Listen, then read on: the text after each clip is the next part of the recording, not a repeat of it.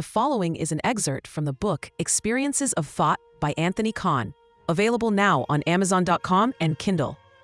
Loving Logic in Matters of Mind. Fundamental Foundations. We spoke at the commencement of our journey together of a voyage ever deeper into the nature of our reality, in the hope of eventually identifying the very basis of our existence and the deepest depths that our human minds are able to comprehend. We began by examining the two most prominent frameworks with which we have come to explore and make sense of our universe, and then proceeded to discuss the way in which our subjective worlds are built up as models over time, with tweaks here and there as we come across new information. In Chapter 2, we dealt with some of the shortcomings of humanity's earliest attempts to make sense of their existence through various thought processes that eventually consolidated into the world's religions. In Chapter 3, we began to travel deeper into the fabric of our reality by examining some of the surprising findings about the material world that modern science has been able to facilitate. Here, in Chapter 4, we have taken another step deeper still, examining some of the aspects of our world that are more mental than material, while still driving home the logical connectedness of all that exists within both realms.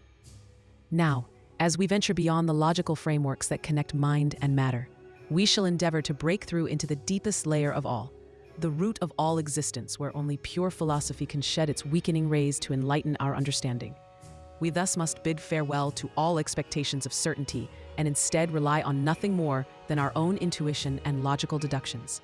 Before we do embark on this final, culminating leg of our expedition into the great unknown, however, let us take a moment to consider what we are really looking for when we speak of that which is fundamental. Religions would have you believe that the sacred tomes on which they are founded contain the fundamental root of all that is knowable. Scientism would profess that only that which is verifiable by observation should be regarded as knowable in any meaningful or useful way. In either case, we are left with a problem.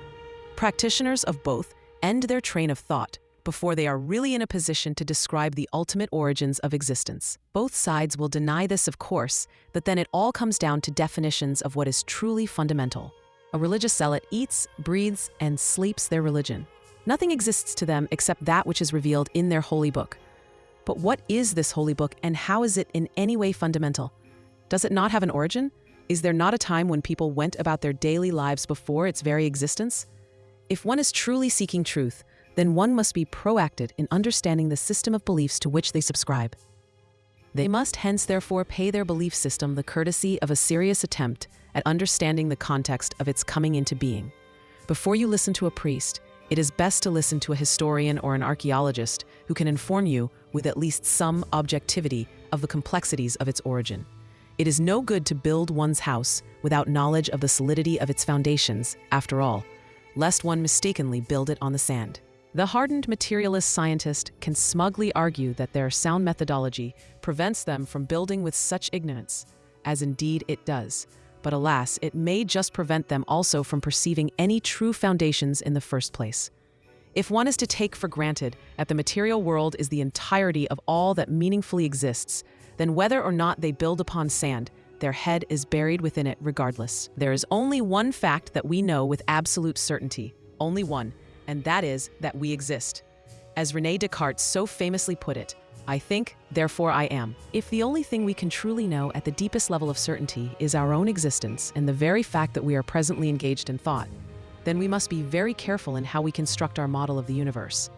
Suppose that in the end, as shall be argued in the next chapter, the material world turns out to be nothing more than the most tangible contents of a great container that both generates and organizes its own contents.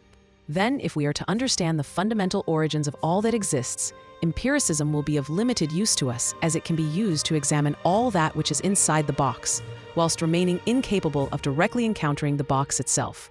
Thus it may shed light on its nature, whilst never being able to identify its substance. If we want to delve as deeply into the substance of our existence as we possibly can, we are really going to need to consider looking beyond the contents of the box. We are really going to have to be open to thinking outside the box. This completes Chapter 4. The story continues in Chapter 5, where we begin to step outside the box.